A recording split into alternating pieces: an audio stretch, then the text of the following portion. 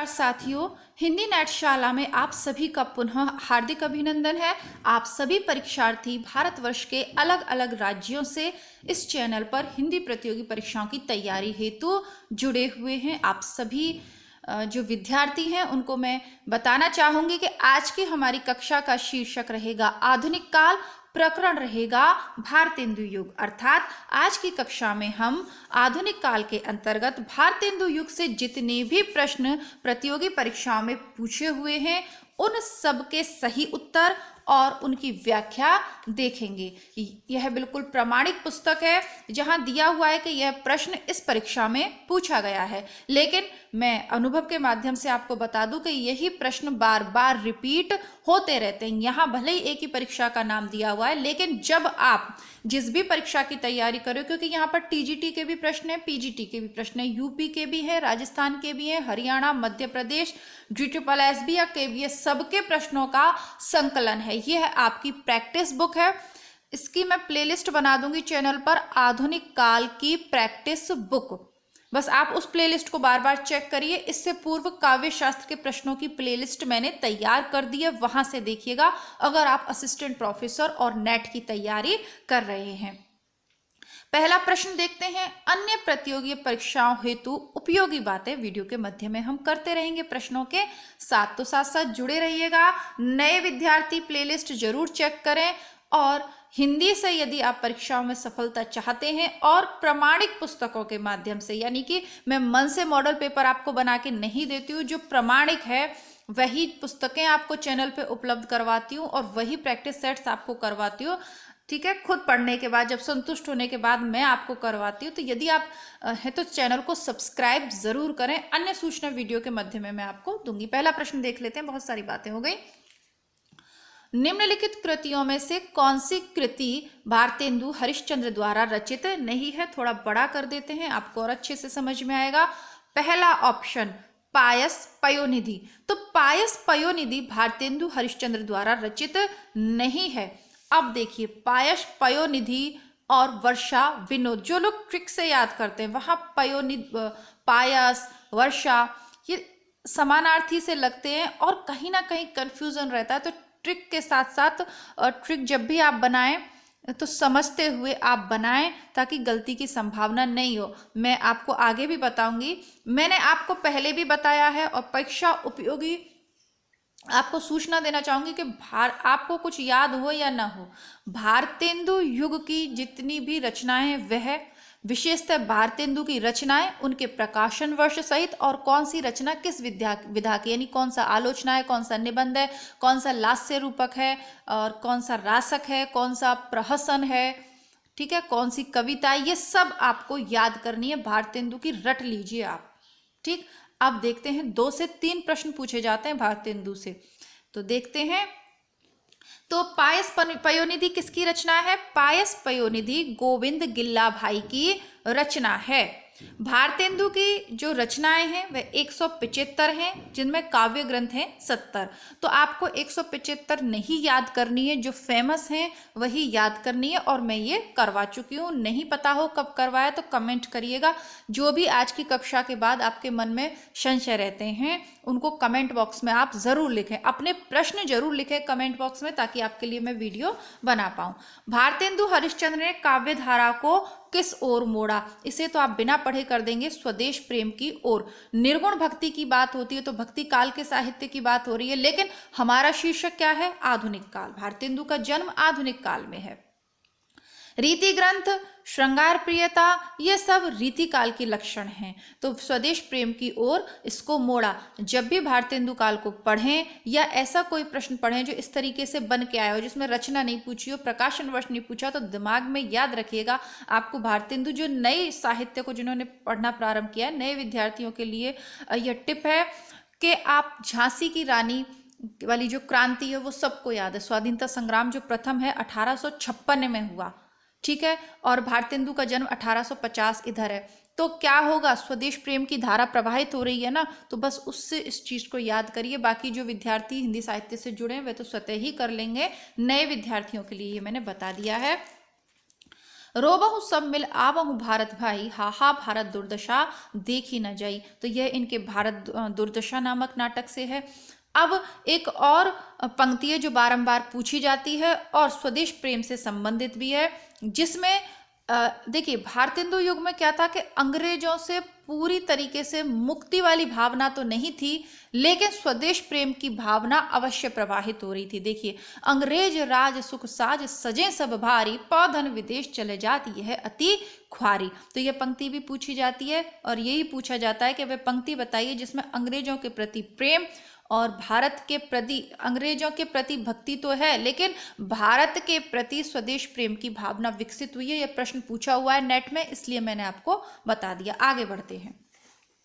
भारतेंदु हरिश्चंद्र की रचना नहीं है। यूपी टीजीटी 2021 में पूछा है। सही उत्तर है आषाढ़ महात्म्य। जब आप ट्रिक बनाते हैं तो आप याद कर लेते हैं कि अरे महात्म्य का तो भारतेंदु हरिश्चंद्र की रचना है मैडम, ये तो गलत है। खेल कर दिया परीक्षा सेट करने वाले, पेपर सेट करने वाले ने। कैसे कि भारतेंदु की रचना है वैशाख महात्म्य, महीने का नाम चेंज कर दिया। अब आप चारों रचनाएं देखेंगे, अपवर्ग पंचक, हिंदी भाषा, भक्ति सर्वस्व और महात्म्य। अरे ये तो चारों भारतेंदु की रचनाएं, कैसे हो जाएगा? हो ऐसे जाएगा कि महात्म्य तो लिया लेकिन वैशाख की जगह क्या कर दिया, आषाढ़ कर दिया और हमारे साथ खेल कर गया परीक्षक। तो इस चालाकी से हमें बचना है। तो देख लीजिएगा आप यूपी टीजीटी के विद्यार्थी जो जुड़े हैं परीक्षा से टीजीटी पीजीटी के लिए, कि किस लेवल का आपका पेपर सेट हो सकता है। यानी आप 100% तैयारी करने के बाद भी अगर केवल ट्रिक के सहारे जा रहे हैं, इसीलिए मैं बहुत कम कोशिश करती हूँ कि आपको कोई ट्रिक व्रिक बताऊं, ठीक है, क्योंकि ये वाले जो प्रश्न है ना, ये ट्रिक से सॉल्व नहीं हो सकते। भारतेंदु हरिश्चंद्र की रचना, अच्छा चलो व्याख्या देखते हैं। भक्ति सर्वस्व और अपवर्ग पंचक ये काव्य कृतियां हैं और हिंदी भाषा क्या है, निबंध संग्रह है। जैसा कि मैंने कहा कि भारतेंदु की रचनाएं आपको विधा के हिसाब से याद करनी है, कौन सी रचना किस विधा की है।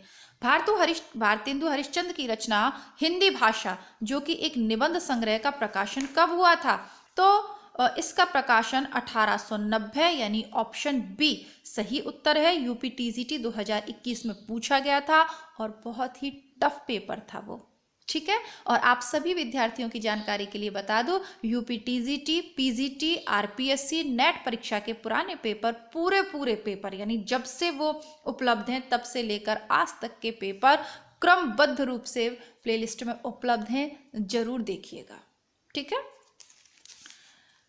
जन्म 1850 में हुआ था, 85 में मृत्यु हो गई थी। और ये मैं नहीं बताऊंगी आपको ये सारी चीजें, क्योंकि ये मैं आपको पुस्तक के माध्यम से 2 बार करवा चुकी हूँ, ठीक है। प्लेलिस्ट चेक करिएगा, नहीं मिले तो मुझे कमेंट जरूर करिएगा। भारतेंदु कृत, थोड़ा सा स्पीड बढ़ाते हैं अपने पढ़ने की। भारतेंदु कृत तदीय सर्वस्व किसका अनुवाद है? नारद भक्ति सूत्र का। यह 2021 में ही DSSB TGT में पूछा गया है। तो ये जितने भी प्रश्न अभी तक हमने करे ये 21 वाले करें, लेटेस्ट जो पूछे हुए हैं। इन्होंने शांडल्य भक्ति सूत्र का अनुवाद भक्ति सूत्र वैजयंती शीर्षक से किया।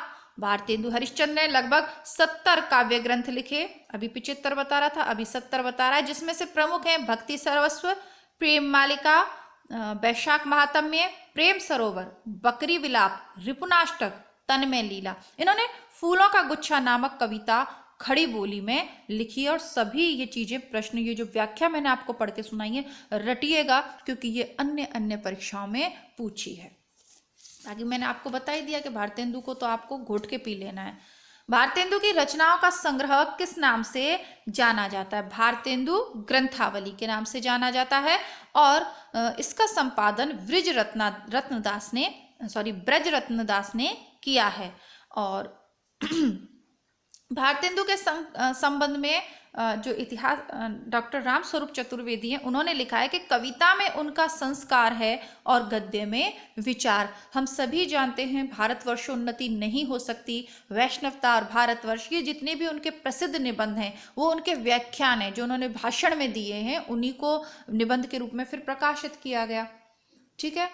जो उनका बलिया वाला भाषण था, ये मतलब काफी जगह जो उन्होंने भाषण दिए उनका संकलन किया गया, क्योंकि उनके विचार बहुत ही महत्वपूर्ण हैं।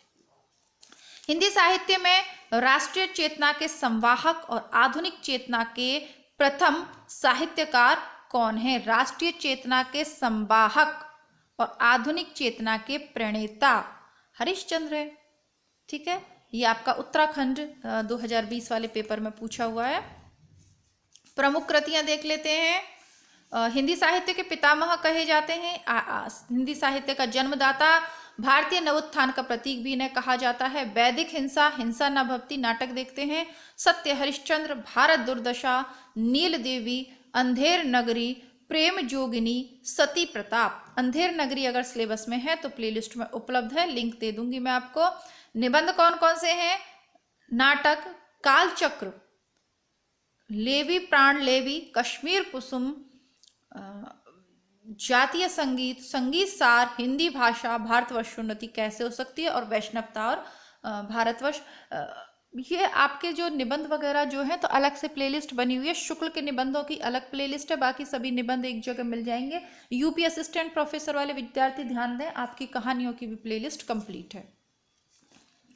भारतेंदु जिस प्रकार वर्तमान गद्य भाषा के स्वरूप के प्रतिष्ठापक थे, उसी प्रकार वर्तमान साहित्य परंपरा के प्रवर्तक। कथन किसका है? यह आपका आरपीएससी असिस्टेंट प्रोफेसर में पूछा हुआ है, जो आपका लास्ट पेपर हुआ था तो उसमें पूछा हुआ है। ये प्रश्न किसका है? इसका उत्तर मुझे भी नहीं पता।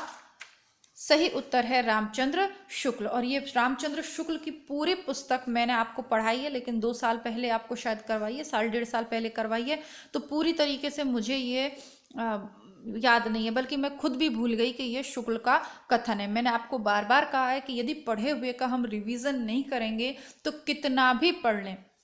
ये भी परीक्षा उपयोगी टिप्स है कि मैं आपको पुस्तकों के साथ प्रैक्टिस सेट्स क्यों करवा रही हूँ, इसीलिए करवा रही हूँ ताकि आप बारंबार उस चीज़ का रिवीजन कर पाएं। ठीक है, तो ये शुक्ल का कथन है। शुक्ल की पूरी बुक व्याख्या सहित महत्वपूर्ण प्रश्नों सहित मैं चैनल पे करवा चुकी हूँ, डिस्क्रिप्शन बॉक्स में लिंक दे दूंगी, आप ज़रूर से ज़रूर पढ़िएगा। चलिए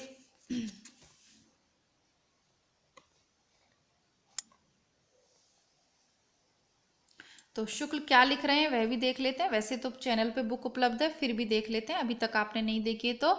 शुक्ल कहते हैं कि 19वीं शताब्दी का प्रथम चरण समाप्त हो जाने पर जब भारतेंदु ने हिंदी गद्य की भाषा को सुव्यवस्थित और परिमार्जित करके उसका स्वरूप स्थिर कर दिया, तब से गद्य साहित्य की परंपरा लगातार चली।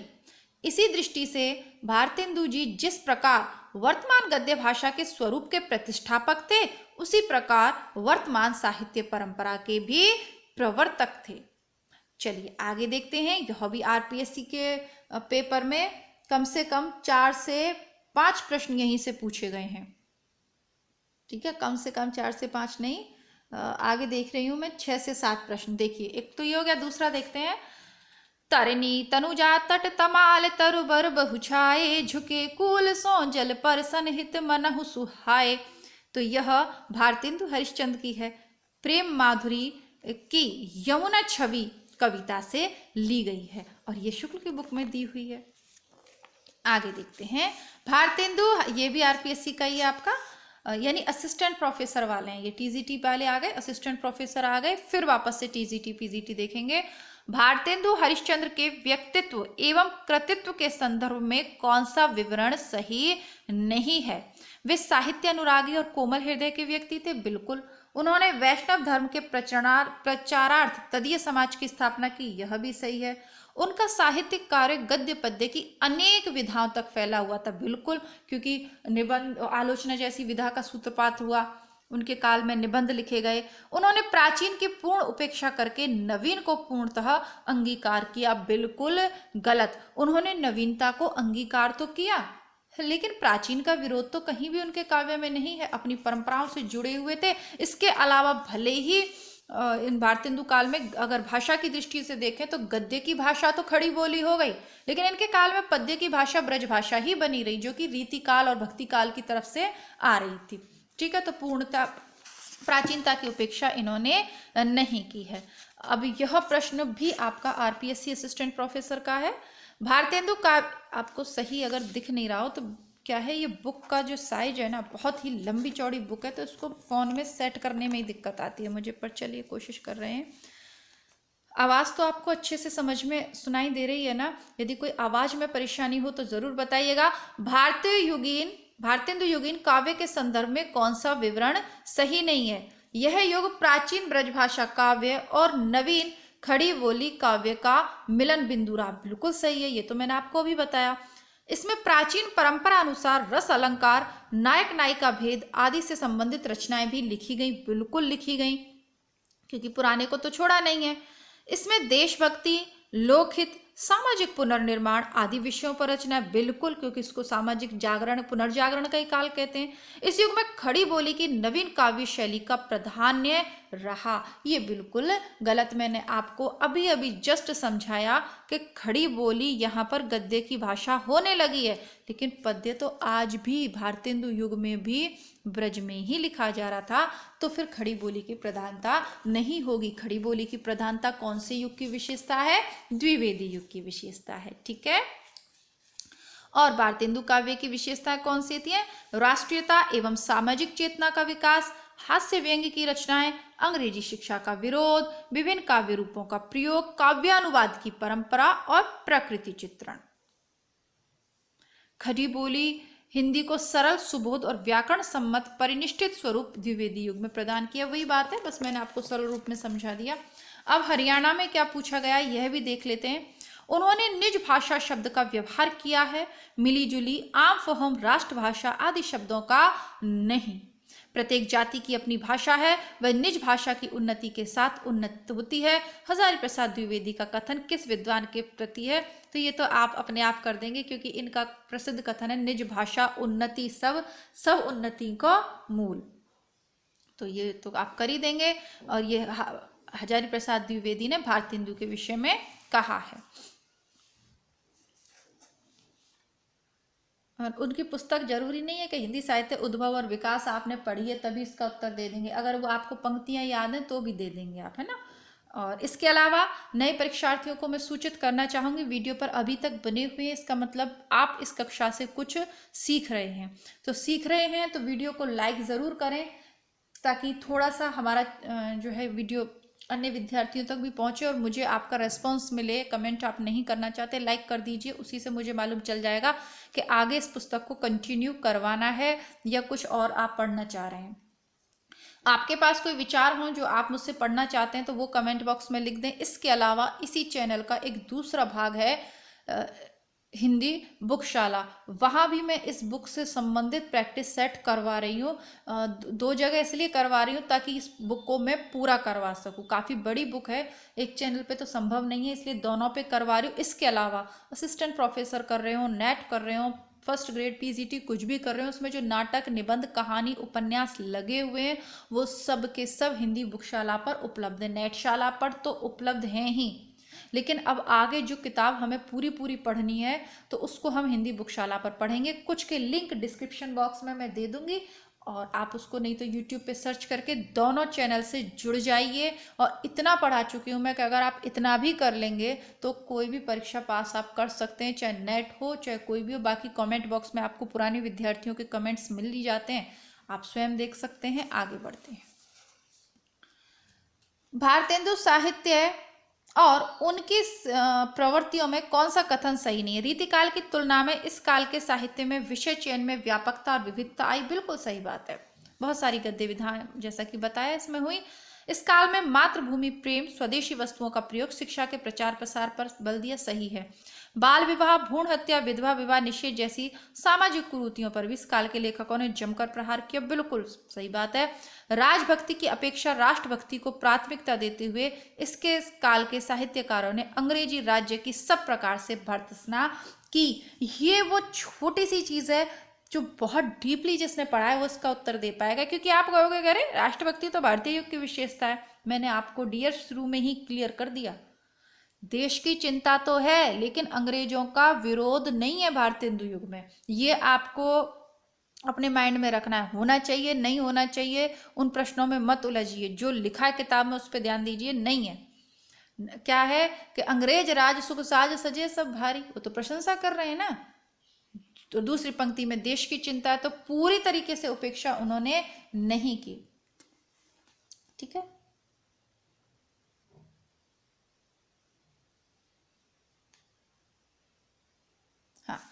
क्यों नहीं है? क्योंकि देखिए, ये आपको 1856 की क्रांति याद है। उसके बाद क्या हुआ? भारत का शासन कंपनी के हाथ से निकलकर ब्रिटिश संसद के हाथ में चला गया था। तो शांति और विकास की आशा से प्राय साहित्यकार राजभक्ति परक साहित्य का रचना कर रहे थे। ठीक है, राजभक्ति है इस काल में। देख लेते हैं। भीतर भीतर सब रस चूसे, हंसी हंसे के तन मन धन मुँह से। यह पंक्ति किस कवि की है? भारतेंदु हरिश्चंद्र की। समस्या पूर्वक जो समस्यात्मक समस्या पूर्ति जो इस युग की विशेषता रही है उसके अंतर्गत है। भीतर भीतर सब रस फूसे, हंस हंस के तन मन धन लूटे, क्यों सखी साजन नहीं शराब। इस तरीके से बाकी डिटेल में आपको शुक्ल की बुक में भी पढ़ाया है। सरस्वती पांडे और गोविंद पांडे की बुक भी प्लेलिस्ट में है, कहीं से भी देख लीजिएगा। पहली बार तैयारी कर रहे हो तो साहित्य का सरल इतिहास बुक से शुरुआत कीजिएगा। लिंक सारे डिस्क्रिप्शन बॉक्स में मिल जाएंगे। कहा करुणानिधि केशव सोए, जगत नहीं अनेक जतन कर भारतवासी रोए। प्रमुख पंक्तियां हैं। सभा में दोस्तों बंदरों की आमाद है, गधे और फूलों के अफसर की आमाद आमाद है। पिए प्यारे तिहारे निहारे बिना, अखियां दुखियां नहीं मानती हैं। निम्नलिखित में से कौन सी रचना ठाकुर जगन मोहन सिंह की नहीं है? प्रेम प्रलाप नहीं है। प्रेम प्रलाप उनकी रचना नहीं है। भारतेंदु युगीन कौन है? भारतेंदु युगीन कवि कौन सा? यूपीपीसीएससी की डिग्री कॉलेज में पूछे गए ये। तो भारतेंदु युगीन कवि सोहनलाल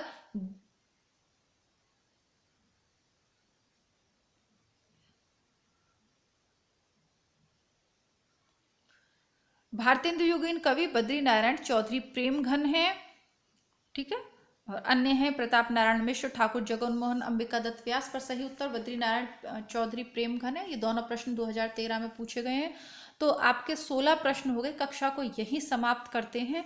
अच्छा लगे कमेंट करके बताइएगा, तो इस बुक को आगे करवाएंगे। और मिलती हूँ कल, तब तक के लिए नमस्कार धन्यवाद। कल नहीं, आज ही हिंदी बुकशाला पर आपसे मिलती हूँ। तब तक के लिए नमस्कार धन्यवाद, जय हिंद।